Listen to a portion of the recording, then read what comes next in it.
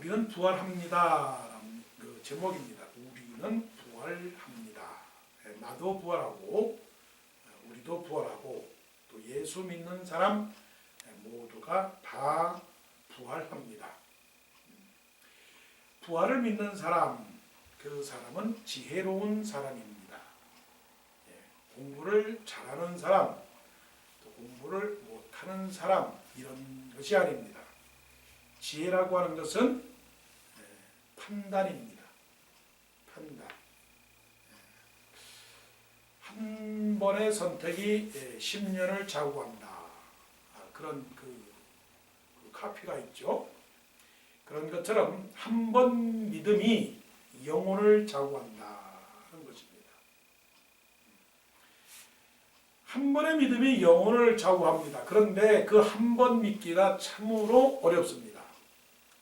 오늘 말씀에 사도 바울이 고린도 교회를 보내는 편지에서 사도 바울이 말합니다. 어떤 사람이 묻기를 어떻게 죽은 자의 부활이 있느냐 라고 묻거든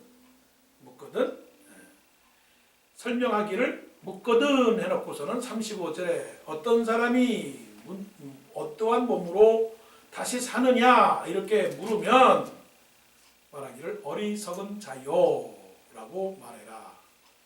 어리석은 자요. 그러면 부활을 믿는 사람은 지혜로운 사람이고 부활을 믿지 못하는 사람은 어리석은 자입니다. 그러면 누가 지혜로운 사람이고 누가 어리석은 사람이냐? 세상의 기준으로 지혜로운 사람은 약삭 빠른 사람이 지혜로운 사람입니다. 줄을 잘 서는 사람입니다. 그러나 하나님 안에서 지혜로운 사람은 미련한 사람입니다. 미련한 사람.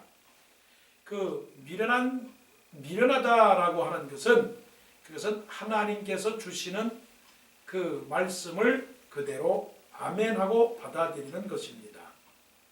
사도 바울은 그런 믿음, 부활을 믿으십시오라고 그렇게 설명을 해야 되는데 어리석은 자들을 향해서 이렇게 설명을 합니다. 자, 부활을 믿지 못하겠느냐? 그러면 너희들이 농사를 짓지 않느냐? 농사. 그러면 농사를 지을 때 밭에다가 씨를 뿌릴 때 만일에 사과나무를 심고 포도나무를 심을 때 실질적으로 너희들이 그 나무 전체를 처음부터 심느냐 그겁니다. 그렇지 않지 않느냐. 그러면 너희들이 지금 무엇 때문에 고민을 하느냐 하는 겁니다.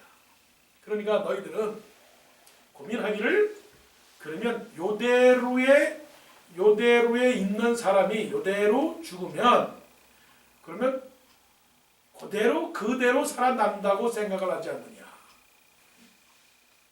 그러면 우리가 죽었을 때 요대로 똑같은 것을 생각하고 있는데 그런 생각은 너희들의 생각이고 하나님의 부활은 그런 것은 아니다 하는 겁니다. 그러니까 우리가 부활하게 되면 이 모습 이대로 부활하는 것이 아니고 다른 것으로 부활한다라고 하는 것입니다. 다른 것으로.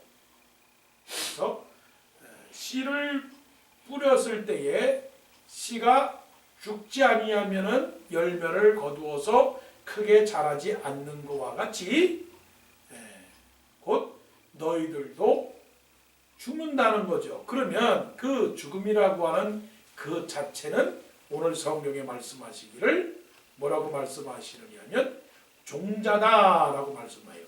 38절을 보세요. 하나님이 그 뜻대로 그에게 형체를 주시되 각 종자에게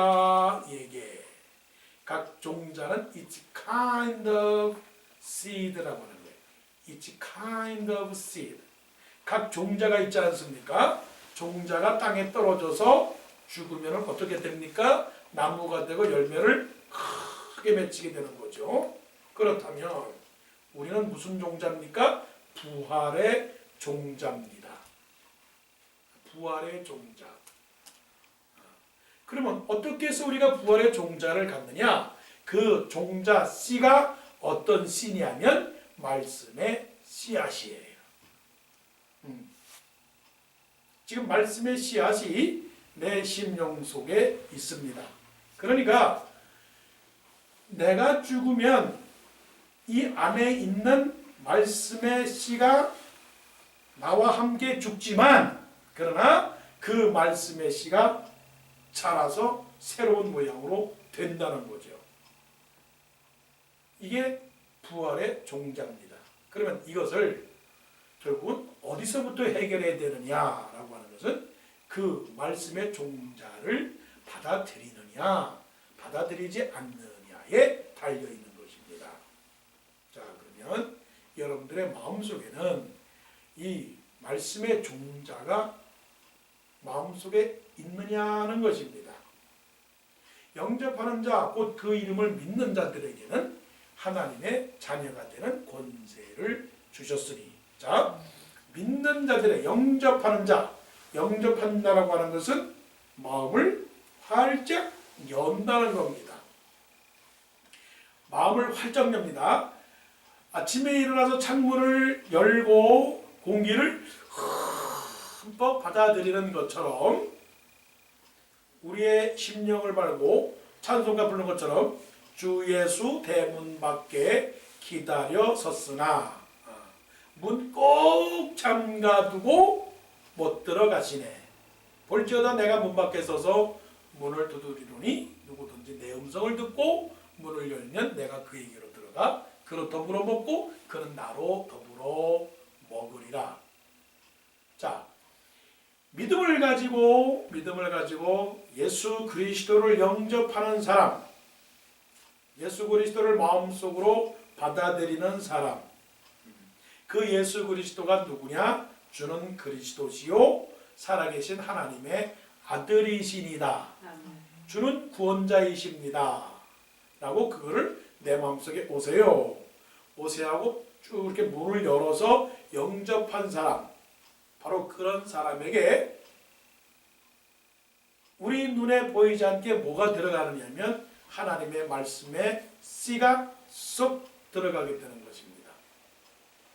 그건 무슨 원리냐면 우리가 이 병균이라는 거, 감기라고 하는 거, 바이러스라고 하는 것이 우리 눈에 보이지는 않는데 나도 모르게 내 코와 내 손과 입을 통해서 바이러스가 탁 들어가서 내 몸속에 그 병균이 머물러 있는 것처럼, 그래서 결국은 그 병이 자라서 나를 죽게 만드는 것처럼. 놀랍죠? 신기하죠?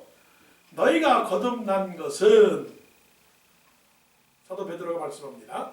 너희가 거듭난 것은 썩어질 씨로 된 것이 아니요 썩지 아니할 씨로 된 것이니 이것이 곧 하나님의 말씀이라.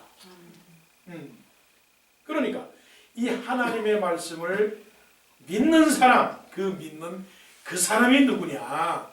그 사람이 지혜로운 사람이다.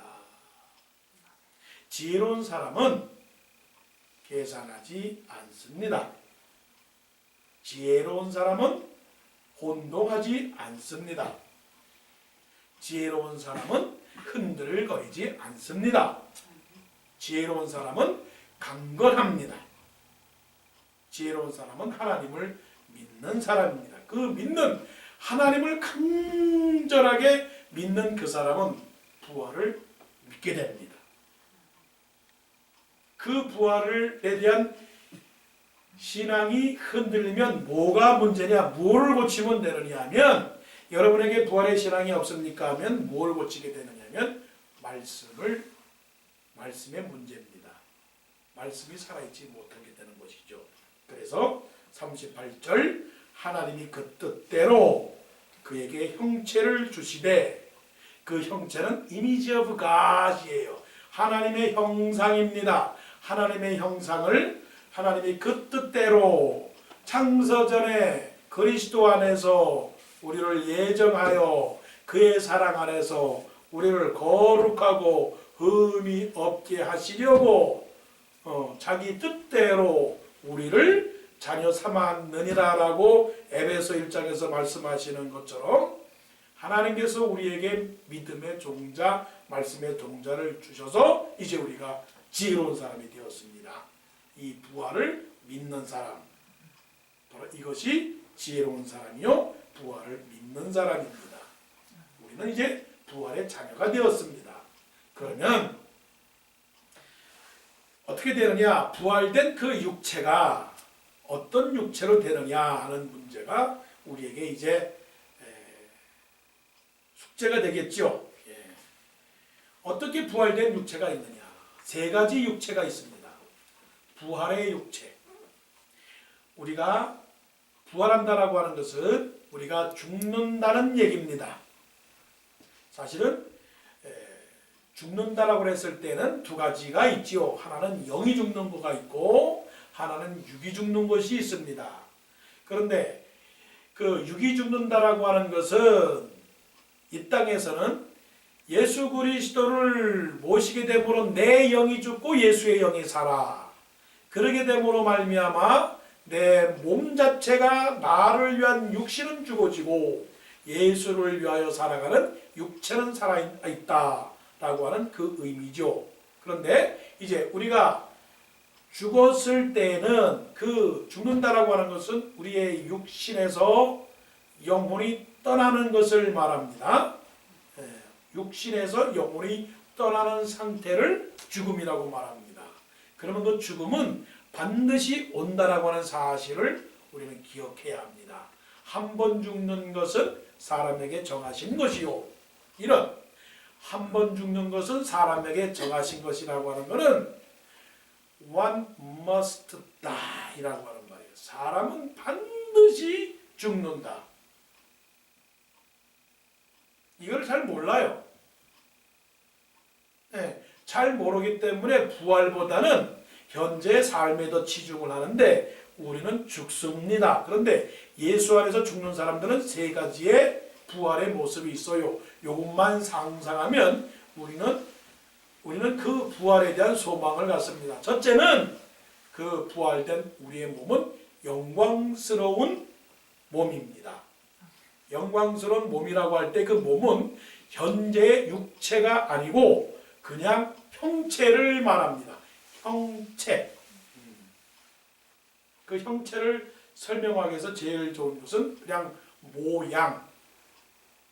잘 이해가 안 갈 겁니다. 그러니까 여러분 하나님이 어떻게 생기셨습니까? 하나님. 생각할 때 하나님은 눈과 귀와 코와 입과 이 다 달린 분이 하나님이지. 그럴까요? 하나님을 본 사람이 없습니다. 그런데 하나님을 보지를 못했지만 우리는 하나님의 형상을 입고 태어났으니 성경 속에서 하나님은 말씀을 하시고 성경 속에서 하나님은 듣기도 하시고 하나님은 보기도 하시고 하나님은 말하기도 하시고 하나님은 활동도 하신다고 그러니까 우리와 똑같이 생기신 분이 아닌가라고 생각하시겠지만 사실은 그게 아닙니다. 왜 그런 거니? 구약 성경에 보게 되면 하나님을 묘사를 할 때 이상할 정도로 신기하게 환상적으로 묘사를 했어요. 최소한 이사야서를 보게 되면 천사들이 두 날개로서는 날아다니고 두 날개로서는 또 걸어다니시고 두 날개는 발이 있고 이렇게 6날개를 가지고서 있는 그 형상을 보여주고 있거든요.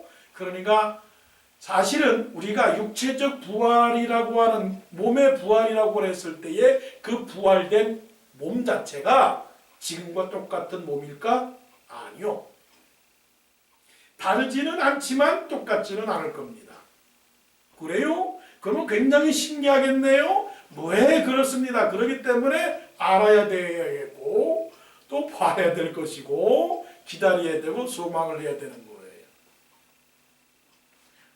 그래서 그 어리석은 사람은 형제가 있는데 형이 죽고 둘째 형이 죽고 셋째 형이 죽고 일곱째 막내 아들이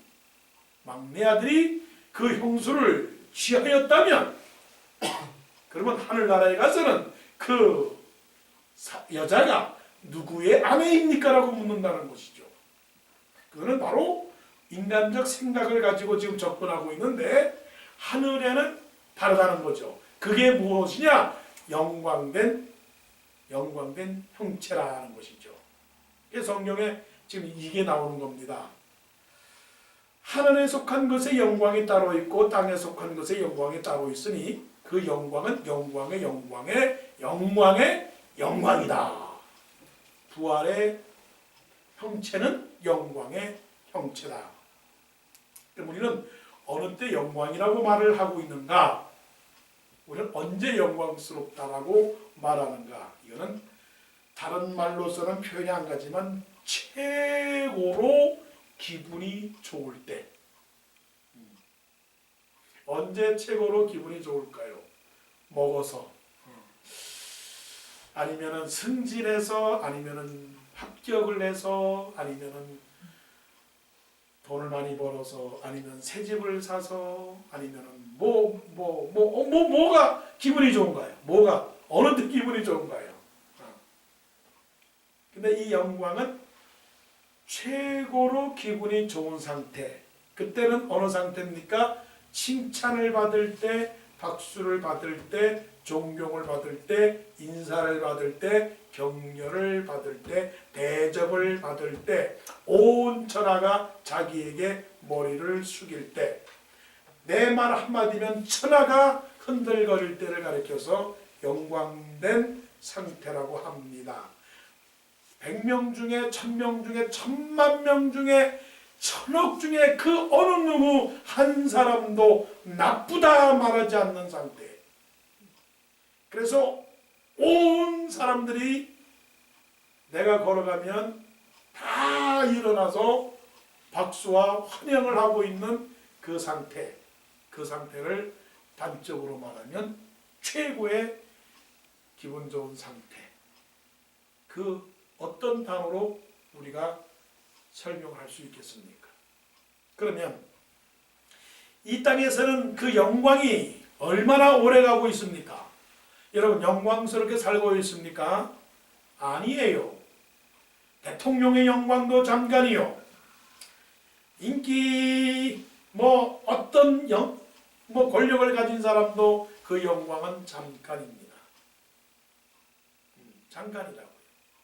그래서 우리가 부활하게 되면 수고와 슬픔과 걱정과 근심 또 미움과 다툼 시기 질투가 다 사라지고 최고로 만족한 그런 상태. 그래서 붕붕 뜨는 상태. 이렇게 표현할까요? 환각과 환영과 엑스타시의 상태. 그 상태가 영광의 상태다 하는 것입니다. 그 다음에 그 부활의 상태는 어떤 상태냐? 신령한 상태입니다. 신령하다. 성경 말씀에 보니까 이런 것입니다. 44절. 육의 몸으로 심고 신령한 몸으로 다시 살아나나니 육의 몸이 있은즉 또 영의 몸도 있느니라. 육의 몸이 있는즉 또 영의 몸도 있느니라. 자, 부활의 상태는 어떤 상태입니까? 신령한 상태입니다. 신령하다라고 하는 것은 거룩한 상태를 말합니다. 이것은 우리 육신의 모습이 아니라 하늘의 상태입니다. 하늘의 영역에 속한 상태를 신령한 상태라고 말합니다. 그러면 우리가 땅에 있는 지렁이는 더럽고 그 다음에 하늘에 날아가는 새는 깨끗하고 새들 중에서도 까마귀는 지저분하고 또 종달새는 예쁘고 또 독수리는 무섭고 제비는 날쌔고 이런 차이가 있는 것처럼 신령하다라고 하는 것은 아무 흠도 아무런 티도 아무런 그 어떤 것도 보이지 않는 아주 깨끗한 상태를 말합니다. 이 상태가 어떤 상태냐 우리의 말로 표현하자면 아주 분명한 상태, 명확한 상태입니다. 그 상태를 보게 되면 내 마음에 자유를 느끼는 상태, 자유. 전혀 거리끼는 거나 전혀 부끄럽거나 전혀 거역함이 없는 그 상태가 신령한 상태입니다. 가로막이 없는 상태가 신령한 상태입니다. 그럼 우리가 말할 때 영적이다라고 말하잖아요. 영적이다. 우리가 육적이다라고 말을 하기도 하고 영적이다라고 말하는데 육적이다라고 말했을 때의 그 정의는 가로막혔다라고 하는 겁니다. 블락이 너무 많아요. 통과해야 할 물이 많이 있는 상태. 그건 육적인 상태입니다. 이것을 설명을 하자면 너희가 진리를 알지니 진리가 너희를 자유케 하리라라고 했어요. 그럼 왜 자유하지 못하느냐? 자유라고 하는 것은 아무것도 막혀지지 않은 상태. 이 상태가 자유의 상태입니다. 그러면 이 자유를 성경 로마서 8장에 말씀하시기를 그리스도 예수 안에 있는 자들에게는 정죄함이 없나니, 정죄라고 하는 것은 내가 생각하길 때에 이것도 마음에 맞지 않고 이것도 걸리고 이것도 이렇고, 여러분 옷을 고를 때 정죄를 많이 합니다. 음식을 고를 때, 식당에서 음식을 고를 때 정죄를 많이 합니다. 그 말은 고르고 또 고릅니다. 기분이 안 좋을 때 메뉴판을 보면 하나도 안 보입니다. 그래서 뒤적합니다. 그런데 기분이 아주 좋게 되면 아무거나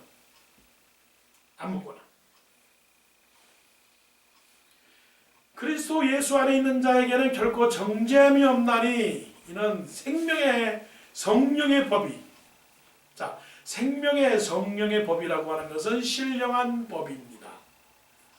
육적이지 않고 영적이라고 하는 것인데 그거는 죄가 없는 상태, 거룩한 영이 내 마음속에 들어온 상태를 말씀합니다. 생명의 성령의 법이 죄와 사망이라고 하는 것은 가로막히는 겁니다. 끊어지는 상태.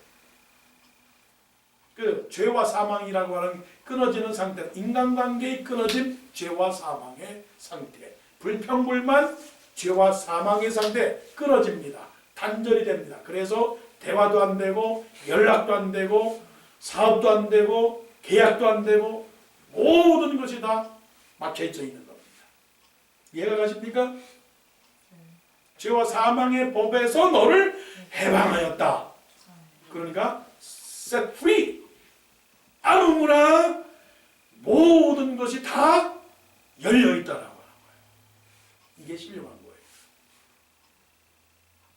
그러면 신령하다는 것은 어떤 상황과 어떤 조건 속에서도 감사 찬송하는 사람이에요. 감사 찬송. 야, 이거 굉장히 이거는 굉장히 우리가 참 깊이 들어가야 될 겁니다. 그래서 부활한 사람의 몸은 신령한 것입니다.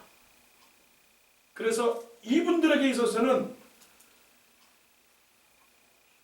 고통도 없고 눈물도 없고 다툼도 없고 괴로움도 없고, 그래서 모든 것이 다 개방되어 있어요. 그래서 이 부활한 사람들이 어떻게 합니까? 할렐루야, 영광과 권능과 존귀와 능력이 우리 주 하나님께 돌린다라고 찬송을 하는 이유가 바로 신령한 상태입니다. 왜냐하면 이것도 감사, 저것도 감사, 모든 것이 다 감사하기 때문에 그렇다는 거예요. 마지막은 그 상태, 부활의 상태는 영원한 상태입니다. 영원한 상태. 영광의 상태, 신령한 상태, 그리고 영원한 상태가 부활의 상태입니다. 부활의 형체, 부활된 육체가 가지고 있을 그 모습들입니다. 영원하다라고 하는 것. 영원하다라고 하는 것의 축복은 귀하고 귀한 겁니다. 우리는 이 짧은 세상에서 너무나 많은 변화를 겪습니다. 사람도 변하고 사랑도 변하고 세월도 변하고 문화도 변합니다. 우리의 육신의 건강도 변합니다. 다 변해요. 변하기 때문에 문제가 생기는 것입니다. 말한 대로 하지 않기 때문에 문제가 생기는 것입니다. 계획한 대로 이루어지지 않기 때문에 꿈이 이루어지지 않는 겁니다. 네, 하나님은 우리에게 영원한 속성을 우리에게 허락하여 주셨어요. 그 씨가 누구의 씨입니까? 예수 그리스도의 씨고 예수 그리스도는 어제나 오늘이나 영원토록 동일하신 분입니다. 그러니까 변하지 않는 영원성입니다. 좋은데 기분이 좋은데 그리고 모든 것이 감사한데 한 시간 만의 것이 아니라 영원하답니다. 웃는데 한 번의 웃음으로 끝나지 아니하고 계속적으로 웃는데요. 배부른데 맛있는데 그냥 모든 것이 그렇다면 이거 얼마나 좋습니까?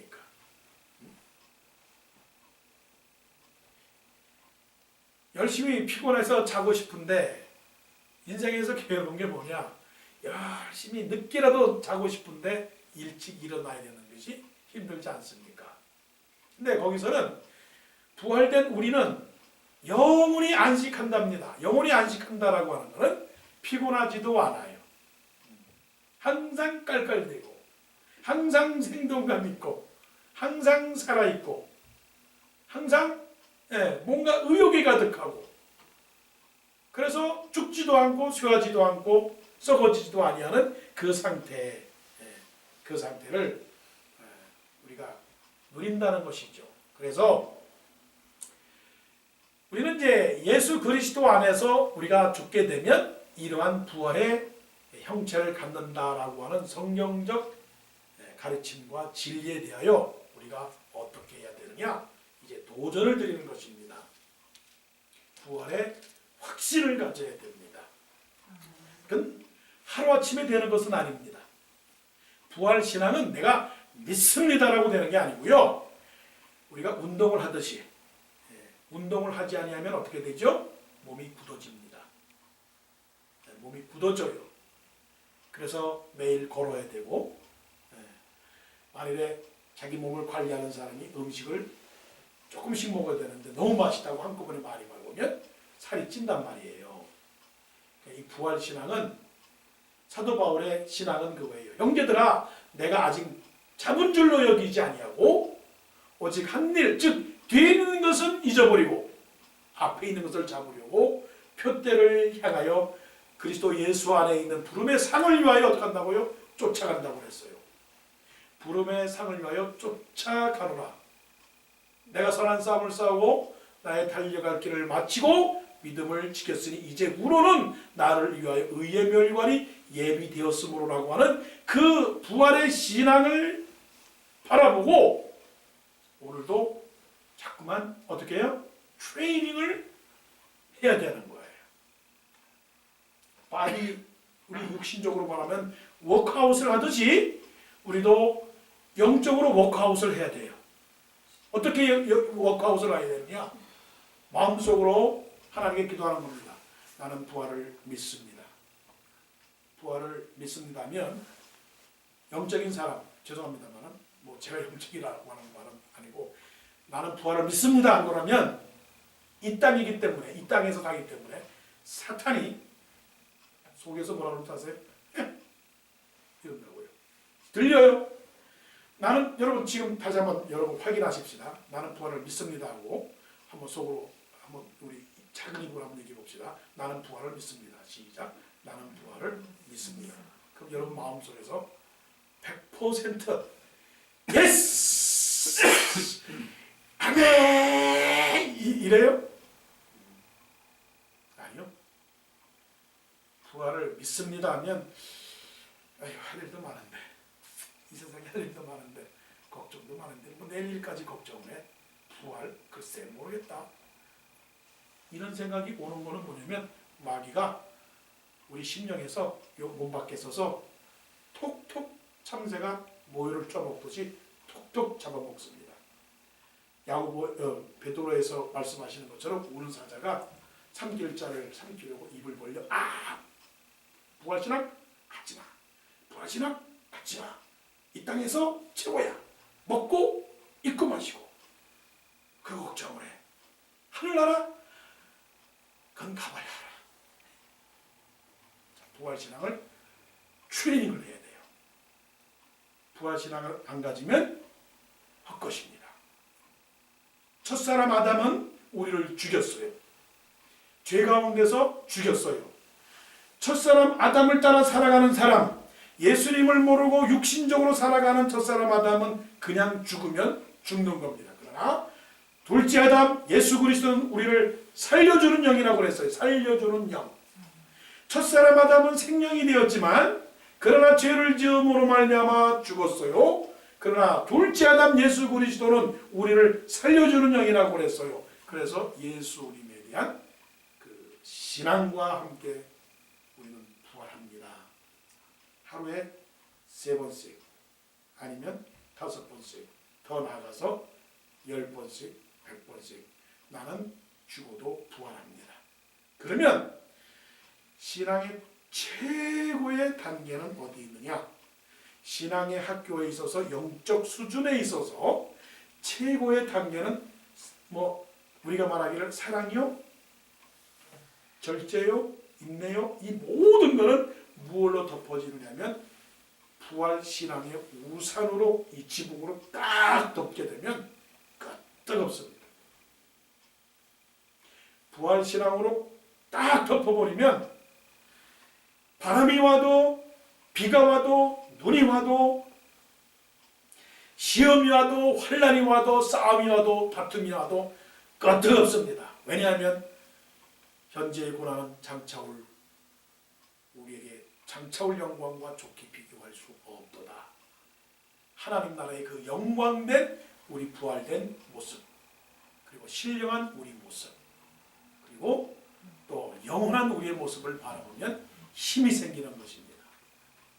이 부활신앙 꼭 훈련하시고 믿어서 우리 오시는 동산교회 성도들은 부활신앙으로 어떤 환경도 이겨내는, 그래서 오히려 죽는 게 무서운 것이 아니고 죽음 그 자체를 달게 받아들이고 이렇게 그 고린도 전서에서 말씀하시기를 사망한 내가 쏘는 것이 어디 있느냐, 이 말은 죽음아 무서워요 오지 마세요. 목사가 되고 장로가 되고서 죽음 무서워요 오지 마세요 그런 게 아니라 와! 괜찮아. 난 죽을 준비가 다 돼 있어. I'm ready. 난 천국 갈 거야. 그렇게 준비해야, 그렇게 준비가 돼야 어려운 세상도 담대하게 이길 수 있습니다. 그게 최고예요. 그게 최고예요. 기도하시겠습니다.